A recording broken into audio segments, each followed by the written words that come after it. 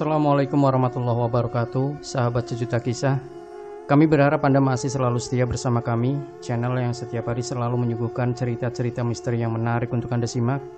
Kesempatan kali ini kami akan berbagi sebuah kisah nyata misteri yang berjudul Ada Apa Pada Malam Jumat.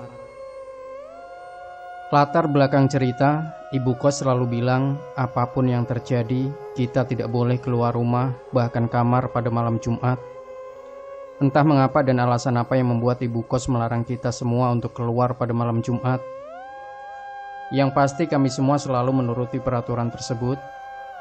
Kalaupun kami harus keluar pada malam Jumat karena ada hal penting yang harus kami hadiri, ibu kos bilang lebih baik kita pergi dari siang atau sore saja. Dan jika ada sesuatu yang membuat kami lembur dan mengharuskan kami untuk pulang pada saat malam Jumat, beliau akan mempersilahkan kami untuk menginap di rumahnya yang kebetulan berada di samping kos-kosan yang ia bangun. Semua yang tinggal di kos itu selalu menuruti peraturan tersebut, apapun yang terjadi. Walaupun begitu, entah mengapa setiap jam 1 malam di malam Jumat, ada saja suara yang berasal dari luar kamar. Entah suara dari dapur, dari ruang TV. Intinya ada saja suara orang yang beraktivitas dari luar. Sampai suatu hari, aku penasaran dan akhirnya memutuskan untuk keluar pada malam itu, sekalian untuk mengecek siapa yang berada di luar kamar saat itu. Dari situlah sebuah kisah malam Jumat dimulai. Di dalam kosku memang ada 8 kamar yang tersedia. Walaupun begitu hanya 5 kamar yang terisi. Kamarku itu berada di samping dapur, jadi kamarku itu paling pojok. Nah, satu kamar itu diisi oleh 2 orang, yang artinya sebenarnya orang yang berada di dalam kos itu ada 10 orang. Cukup ramai lah untuk sebuah kos-kosan yang sederhana. Dan aku satu kamar dengan Raihan, salah satu teman kuliahku juga. "Han, mau kemana kamu?" tanya aku saat tiba-tiba saja Raihan mengemasi barang-barang dan memasukkannya ke dalam tas. "Hah?" Ia menoleh. "Aku tiba-tiba disuruh pulang 2 hari sama nyokap."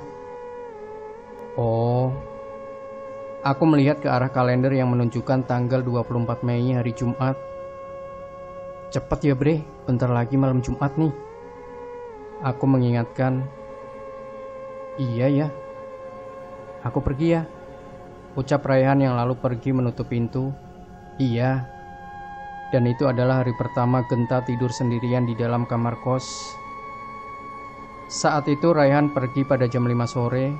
Terus berhubung saat itu sedang malam Jumat, jadi seperti biasa aku gak bakal keluar kamar sampai besok pagi. Pukul 6 sore kita semua para penghuni kos sudah mengunci kamar kita masing-masing. Kalau gak boleh keluar, kalau haus gimana? Mungkin itu pertanyaan kalian.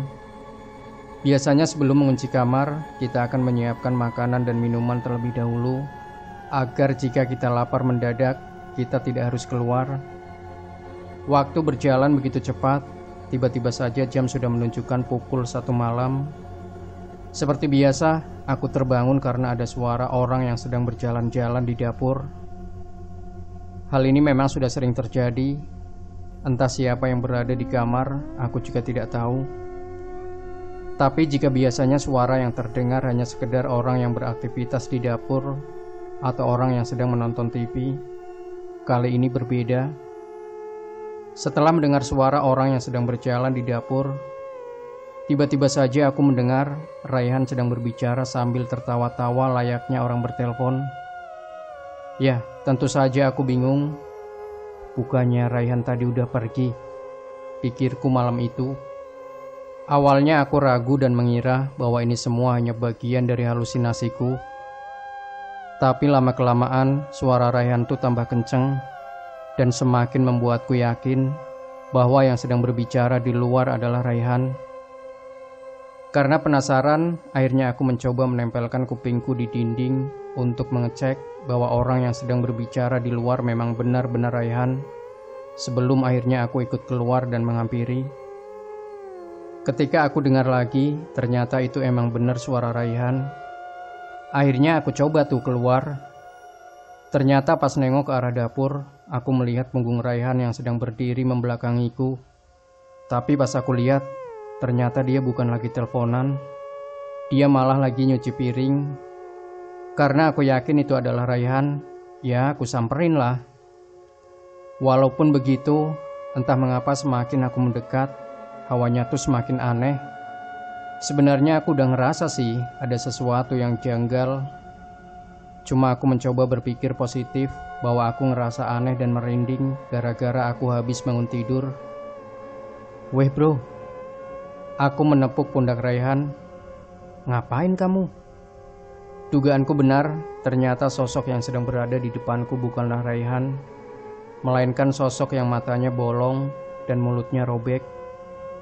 Ya Tuhan, dalam perantara kudus-Mu, aku memohon berkat, pertolongan, sembuhkanlah penyakit yang menyerang teman saya. Raihan berdoa. Assalamualaikum. Zakwan membuka pintu. Iya, pagi. Genta masih sakit? Tanyanya.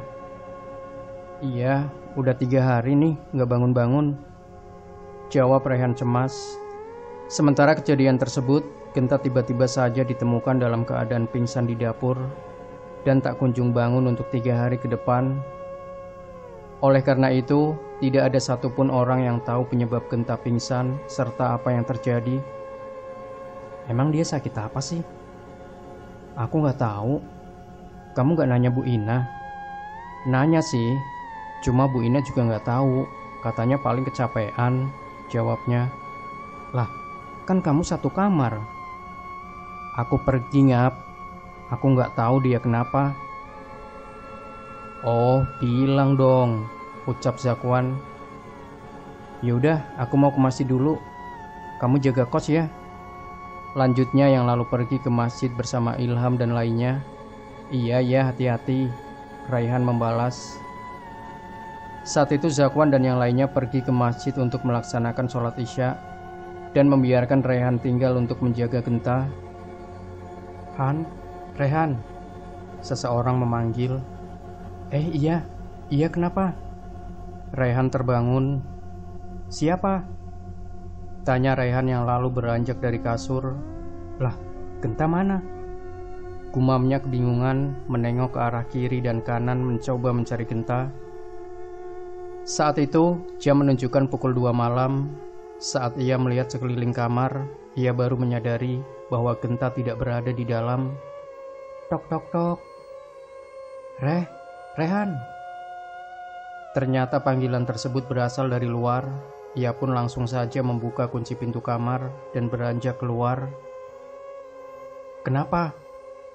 10 detik berlalu, namun tidak ada satupun orang yang menjawab.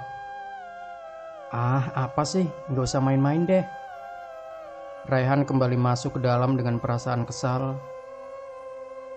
Han, seseorang memanggilnya lagi. Kali ini suara tersebut terdengar seperti suara Genta. Apa?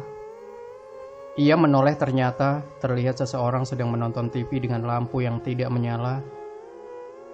Itu Genta atau siapa? Pikirnya. Genta? Ia maju dengan perlahan dengan harapan seseorang yang sedang duduk di sana adalah Genta.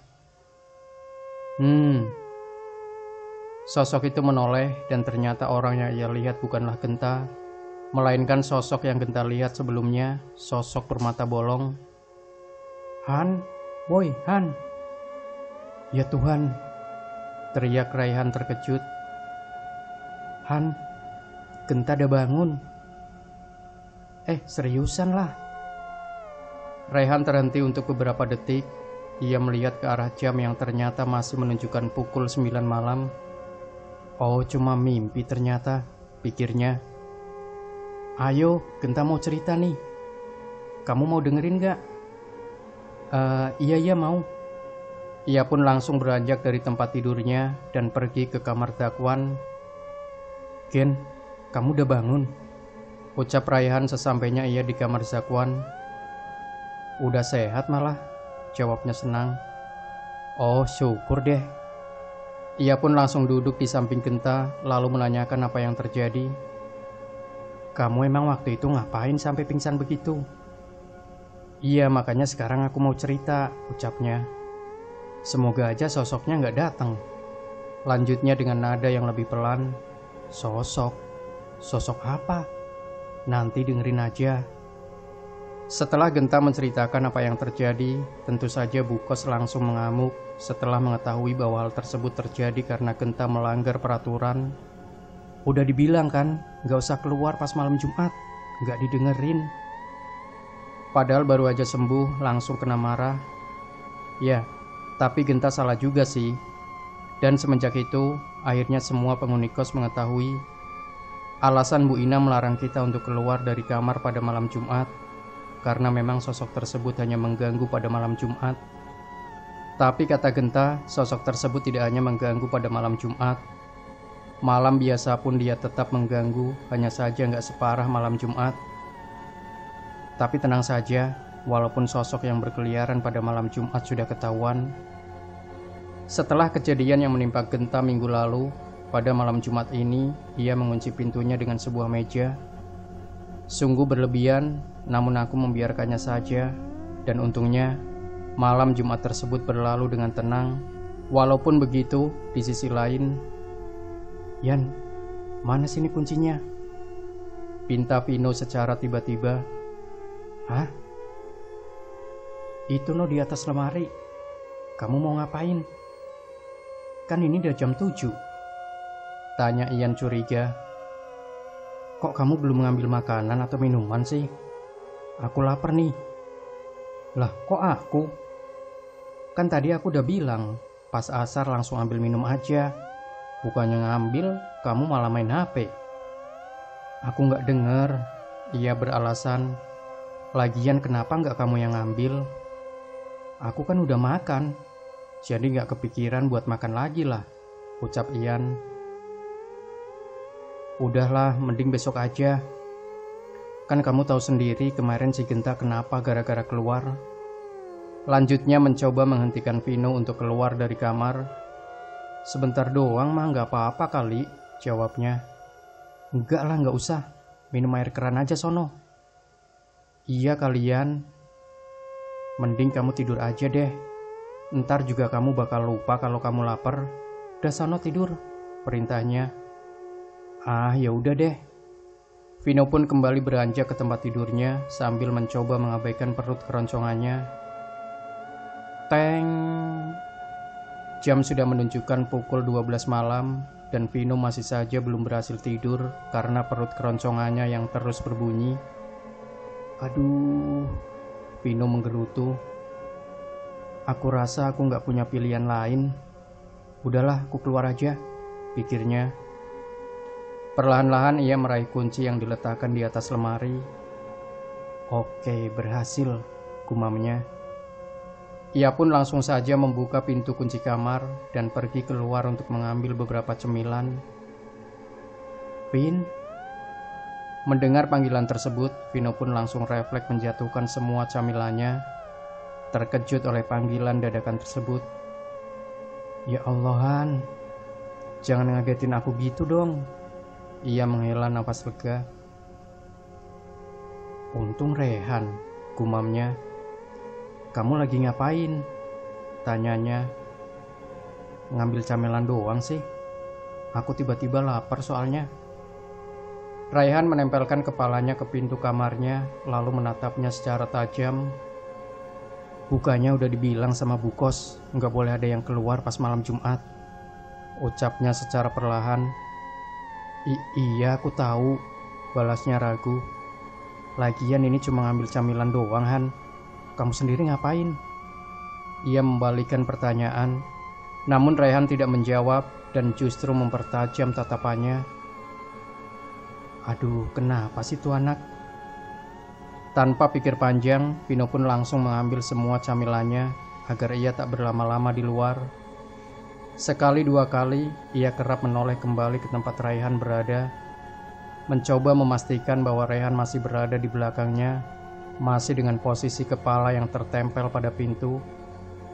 Raihan masih mengamati gerak-gerik Vino dengan aneh. Han, kamu ngapain sih? Mending kamu masuk aja deh.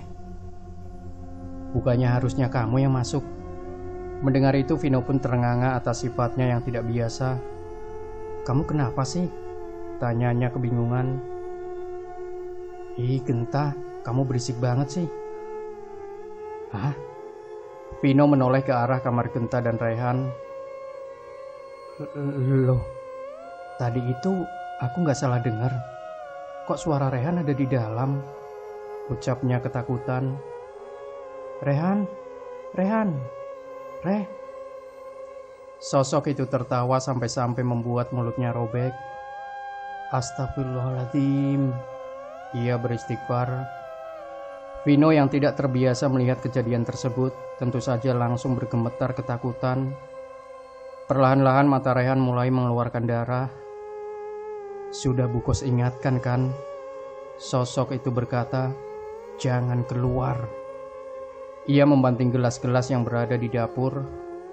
Apa yang Vino bisa lakukan saat itu hanyalah bertahan sambil berdoa bahwa ia akan selamat sampai amarahnya reda. "Ih, Genta, kamu berisik banget sih." Sebal Raihan yang tak kunjung tidur akibat suara berisik yang berasal dari luar. "Ah, apa sih?" jawabnya ikut sebal. "Itu suara dari luar, bukan aku." "Suara apaan sih tuh? Berisik banget. Prang-pring, prang-pring. Ada yang berantem atau gimana sih?" "Kan aku udah bilang, emang biasanya malam-malam begitu," balas Genta santai. "Kamu gak bilang seberisik ini." "Ya iya, mungkin gara-gara lagi malam Jumat kali. Udahlah, tidur aja." "Gimana mau tidur coba? Pas ada orang yang lempar-lempar kaca malam-malam begini." Kring, kring. Suara telepon berbunyi. "Siapa tuh yang nelpon?" tanya Genta yang lalu mengintip HP Raihan. "Si Zakwan," balas Raihan yang lalu menjawab langsung panggilan tersebut. "Halo?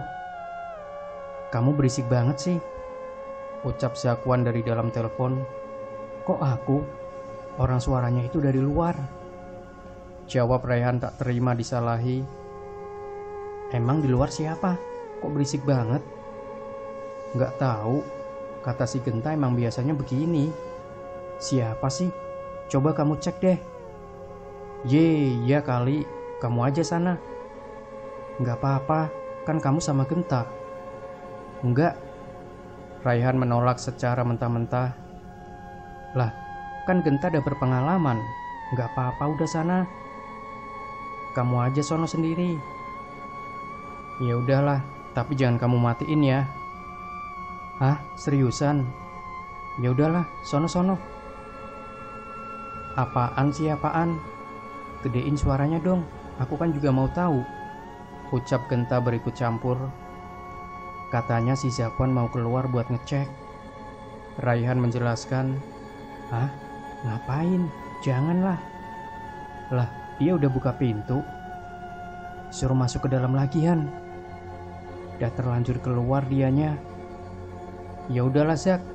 Ucapan Raihan terpotong, dikejutkan oleh gedoran pintu dari luar.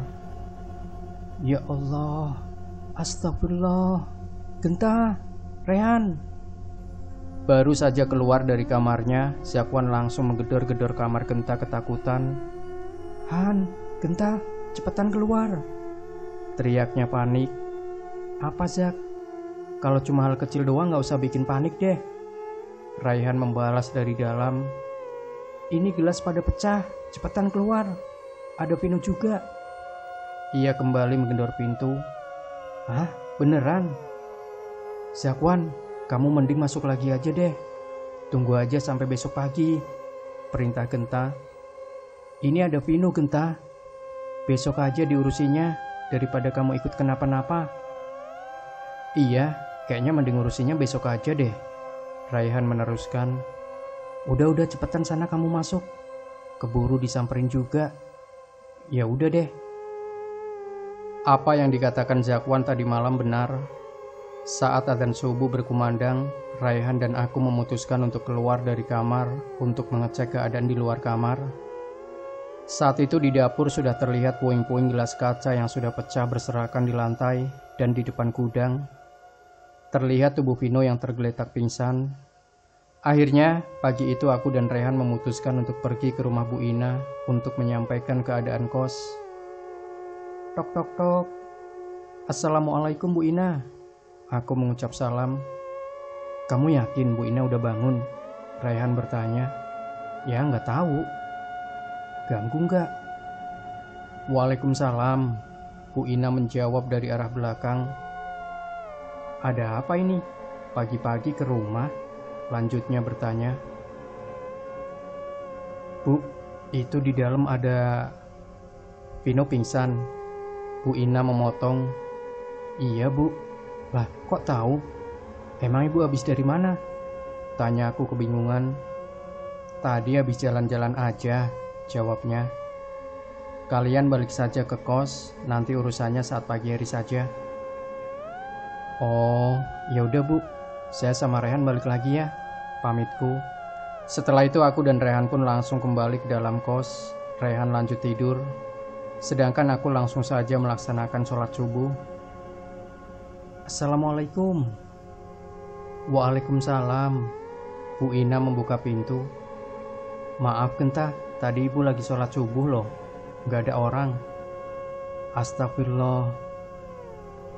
Ini Vino pingsan kayak gini kenapa gak ada yang ngasih tahu? Omel Bu Ina. Iya maaf Bu, saya kan baru bangun, ucap Ilham. Ini ada apaan sih pagi-pagi? Tanya Genta yang baru saja keluar dari kamar. Ini kenapa ada Vino pingsan? Terus kenapa ini gelas pada pecah? Kalian ngapain aja tadi malam? Lah, Genta menggaru-garu kepalanya. Kan tadi pagi saya udah bilang ke ibu. Pagi tadi kapan? Kamu aja baru bangun kan? Tadi pagi Bu, subuh tadi. Aduh, ngayal aja kamu. Jelas-jelas tadi saya masuk masih pada tidur. Hah?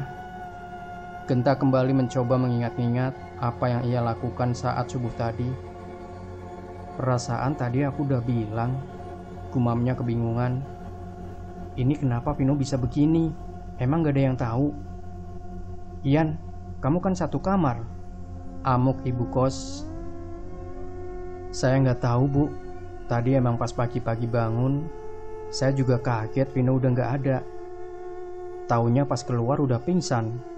Jawab Ian pasrah. Ya udah ini angkat dulu si Vino. Saya mau beresin gelas pecah dulu. Syakwan, kamu bantuin saya. Oke Bu. Saat itu aku kembali ke kamar dengan perasaan bingung.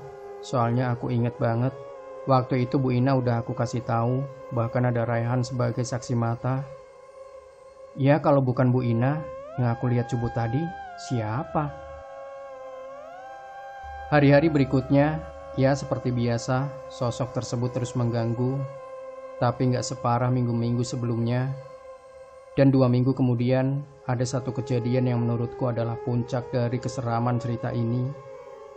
Hari di mana semua misteri terkuak dan terpecahkan, tepatnya sebelum aku memutuskan untuk pindah kos. Kamu jadi pergi? Raihan bertanya. Iya. Emang pindah kemana? Ia kembali bertanya. Gak jauh dari sini sih, cuma aku disuruh pindah aja.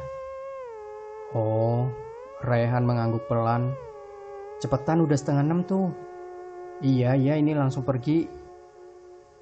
Krek. Genta. Ian membuka pintu. Ah, ngapain kamu? Genta bertanya. Kamu mau pergi? Iya, sekarang. Iya Yan. Mending habis adzan maghrib aja deh. Apa sih? Kan udah dibilang pas malam Jumat udah gak boleh keluar lagi. Kata Bu Ina, ternyata pas maghrib masih boleh. Yang gak boleh itu habis isya. Ian menjelaskan. Raihan mengernyitkan dahi. Emang Bu Ina bilang begitu? Ia bertanya. Iya. Lagian kan juga gak bagus keluar pas maghrib. Mending kamu sholat maghrib dulu, baru nanti aku anterin sampai depan, tawar Ian. Iya juga sih. Genta mengangguk pelan. Ya udah deh, habis maghrib aja. Tapi beneran ya, anterin. Iya. Setelah itu Ian pun langsung kembali ke kamarnya, sementara Genta menunggu adzan maghrib berkumandang.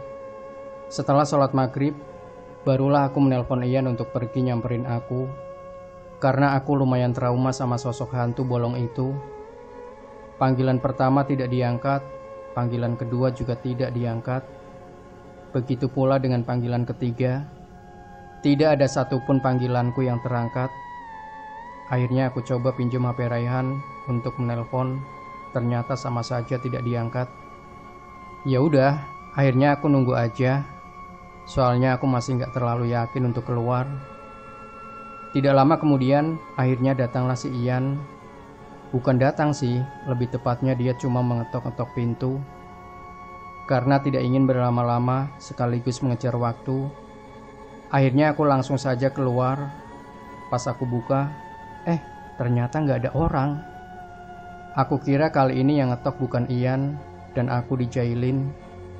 Rupanya Ian udah ada di pintu depan nungguin aku. Ya, akhirnya aku samperin. Halo, kenapahan tadi nelpon? Ian akhirnya mengangkat telepon. Enggak, tadi itu si Genta. Kamu udah sampai mana nganterin Genta? Raihan lanjut bertanya. Nganterin apaan? Nganterin Genta. Genta aja gak sama aku. Kan aku lagi di luar. Jadi biasanya kalau aku mau ke kampus, keluar atau apapun itu, pasti bakal belok kanan, berhubung akses jalan keluar komplek itu ada di sebelah kanan. Tapi saat itu Ian malah ngajak aku ke kiri. Sebenarnya waktu itu aku sempat bertanya kepada Ian, kita ngapain lewat sini? Tapi si Ian tuh cuma diem aja dan tetap jalan terus gak muter balik. Sebenarnya saat itu aku tuh udah ngerasa ada yang aneh. Cuma gak tahu kenapa aku gak ngerasa takut. Jadi aku berpositif thinking bahwa dia mau nyamperin tetangga dulu. Tapi lama-kelamaan dia jalan terus sampai hampir nyampe kuburan. Aku bingung. Akhirnya aku tepuk tuh pundaknya. Lalu aku bilang, Ian, kita ngapain kesini? Terus tiba-tiba aja si Ian ketawa melengking. Di situ aku sudah merasa ini pasti bukan Ian. Ketika menengok ke belakang, ya Allah, ternyata dugaanku benar. Yang lagi ngajak aku jalan itu emang bukan Ian. Ternyata itu adalah sosok hantu bermata bolong yang sedang menyamar menjadi Ian. Gara-gara aku takut, akhirnya aku langsung lari secepat yang aku bisa sambil teriak-teriak minta tolong. Lelah berlari, aku mencoba melambatkan langkahku dan mencoba melihat ke arah belakang untuk mengecek hantunya itu masih mengikuti atau enggak. Ternyata enggak ada. Alhamdulillah, aku menghela nafas lega. Namun betapa kagetnya aku, ternyata sosok tersebut sudah siap pas tepat di hadapan mukaku. Tidak kuat dengan semua itu, akhirnya tubuhku pingsan. Setelah semua kejadian tersebut, Bu Inatu baru cerita bahwa sosok hantu bermata bolong tersebut dulunya adalah korban pembunuhan. Sosok tersebut dulunya memang tidak baik. Karena itulah Bu Ina sempat enggan untuk menceritakan tentang sosok tersebut. Konon katanya sosok bermata bolong itu emang bukan dari komplek itu. Hanya saja sosok tersebut itu ternyata pernah dibawa oleh salah satu penghuni kos yang ternyata sengaja meninggalkan dia di sana. Salah satu alasan mengapa Bu Ina tidak memberitahu kita tentang sosok tersebut sebelumnya adalah karena Bu Ina takut kita jadi ketakutan dan kos yang beliau bangun menjadi bangkrut. Untungnya sih enggak, tapi aku nggak tahu sih kenapa sosok tersebut ngeganggu kita sampai begitu hebatnya. Tapi kalau kata Raihan, sekarang sosok tersebut sudah tidak terlalu mengganggu karena dia pindah tempat. Demikian sahabat sejuta kisah, jangan lupa berikan komentar Anda, like, share video ini, subscribe channel sejuta kisah, dan nantikan terus cerita-cerita misteri terbaru dari kami. Wassalamualaikum warahmatullahi wabarakatuh.